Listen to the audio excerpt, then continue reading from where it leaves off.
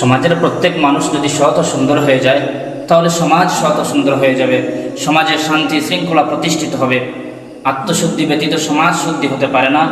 পবিত্র শরীয়তের বিধান অনুযায়ী প্রত্যেক মানুষের জন্য নিজের দুষ্ত্রুটি সংশোধন করা ফরজে আইন এবং অপরের দুষ্ত্রুটি সংশোধন করা ফরজে কিফায়া। অপরের দুষ্ত্রুটির দিকে লক্ষ্য করার পূর্বে নিজের দুষ্ত্রুটির দিকে লক্ষ্য করে তা সংশোধন করতে হবে। মানুষ সাধারণত নিজের দুষ্ত্রুটির দিকে লক্ষ্য না করে অপরের দুষ্ত্রুটি নিয়ে সমালোচনা করে থাকে। সমাজে অধিকাংশ ফিতনা, ফাসাদ, অশান্তি এরূপ সমালোচনার ধরনের সৃষ্টি হয়। অন্যকে হেয় প্রতিপন্ন অশান্তি প্রতিষ্ঠার উদ্দেশ্যে সচরাচর এরূপ সমালোচনা করা হয় তাকে, যা পবিত্র শরীয়তের দৃষ্টিতে হারাম ও ক্ষমার অযোগ্য অপরাধ।